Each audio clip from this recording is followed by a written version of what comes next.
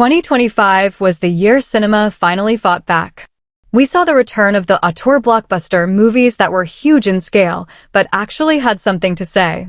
From Paul Thomas Anderson's massive epic to the rebirth of the Man of Steel, we've crunched the numbers from Rotten Tomatoes, IMDb, and Metacritic to bring you the definitive top 20. Let's count down the films that defined 2025. 20. Mickey 17. Kicking us off is Bong Joon-ho's sci-fi odyssey. After Parasite, the world was watching and he didn't disappoint. Robert Pattinson plays clones who are sent to colonize a frozen world. It's good because it balances high-concept philosophy with a weird, slapstick humor that only Bong could pull off. Critics called it a disorienting masterpiece of existentialism. 19. The Fantastic Four: First Steps. Marvel finally got the tone right. By setting this in a retro-future 1960s, it felt fresh instead of fatigued. The chemistry between Pedro Pascal and Vanessa Kirby was the heart of the film. It's on this list because it brought joy back to the MCU, earning a massive 86% on Rotten Tomatoes. 18. 28 years later. Danny Boyle returned to the franchise that birthed the Fast Zombie. This film is a technical marvel, shot entirely on high-end smartphones to give it a jittery, claustrophobic energy. It's good because it treats the apocalypse as a visceral, grounded tragedy rather than a CGI spectacle. 17. Thunderbolts**. The dark horse of 2025. This wasn't your typical save the world movie. It was a gritty, cynical heist film featuring a group of losers and anti-heroes. Florence Pugh's Yelena Belova carried the emotional weight, making this the highest-rated MCU ensemble piece in years on IMDb. 16. Weapons. From the mind of Zach Cregger, the director of Barbarian. This movie is a sprawling, multi-story horror epic that feels like a nightmare you can't wake up from. It's good because it refuses to follow a traditional structure, keeping the audience in a state of pure, 93%, Rotten Tomatoes certified terror. 15. The Mastermind. Kelly Reichardt took a break from her usual quiet dramas to give us a heist gone wrong movie. Starring Josh O'Connor, it's a tactile, sweaty, and incredibly tense film. It's good because it focuses on the human stupidity behind crime, making it one of the most realistic thrillers of the decade. 14. Zootopia 2. Disney didn't just cash a check here. They leaned into a complex conspiracy plot involving reptiles that served as a sharp allegory for modern social issues. It's good because it kept the wit of the original while aging up the themes for the audience that grew up with the first one. 13. The Shrouds. David Cronenberg is the king of body horror, but this was his most emotional work. A tech thriller about a man who creates a device to watch his wife's body in her grave.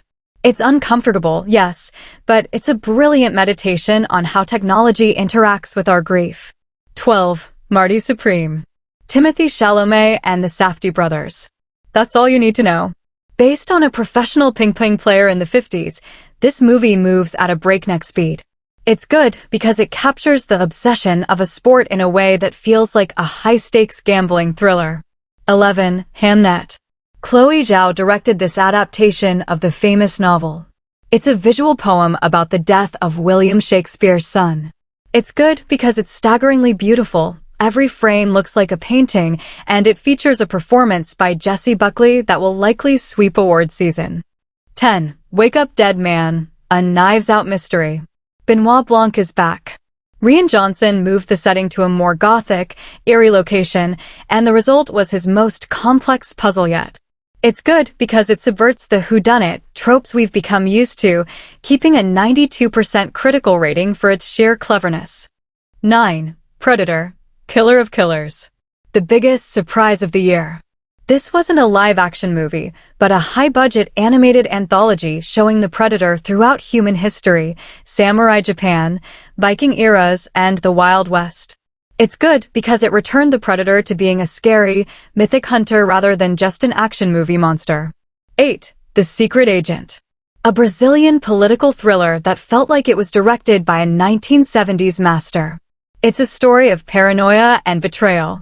Critics loved it for its ice-cold execution and the way it used sound to build tension. A near-perfect 98% on Rotten Tomatoes. 7. Black Bag. Steven Soderbergh, Kate Blanchett, and Michael Fassbender. This is a spy thriller for adults.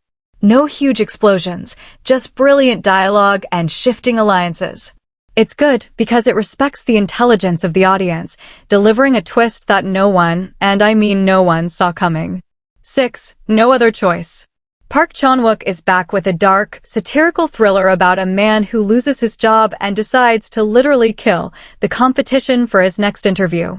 It's violent, it's stylish, and it's a scathing critique of capitalism. It holds a 100% rating with many top critics. 5. Frankenstein. Guillermo del Toro finally brought his dream project to life. This is the definitive version of Mary Shelley's story. Jacob Elordi's monster is tragic and misunderstood, and the production design is pure gothic magic. It's good because it finds the soul inside the horror. 4. Superman. James Gunn did it. He made a Superman movie that is bright, hopeful, and deeply moving. David Corenswet is Clark Kent. It's on this list because it reminded us that superheroes can be symbols of kindness, not just power. It's the highest-rated DC film on IMDb since The Dark Knight. 3. Sentimental Value. Joachim Trier's latest is a domestic drama that hits like a freight train. It's about a family dealing with a secret from their past. It's good because the acting is so naturalistic it feels like you're eavesdropping on real people. It won the Golden Tomato for Best International Film.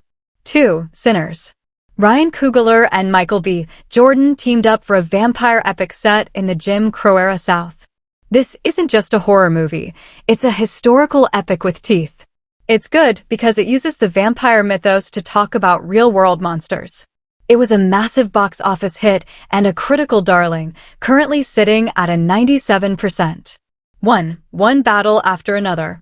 The top spot belongs to Paul Thomas Anderson, starring Leonardo DiCaprio in a 3-hour epic that spans decades.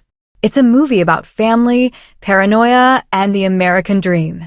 Critics called it the definitive film of the 2020s. It's good because it's massive, messy, and absolutely brilliant. A true cinematic achievement that earned its #1 spot on every major platform. That is our list for the best of 2025. A year where original stories finally took the lead again. Did your favorite make the cut? Did we rank Superman too high or Mickey 17 too low? Let me know in the comments. Don't forget to hit that like button and subscribe for more deep dives into the world of film. I'll see you in the next one.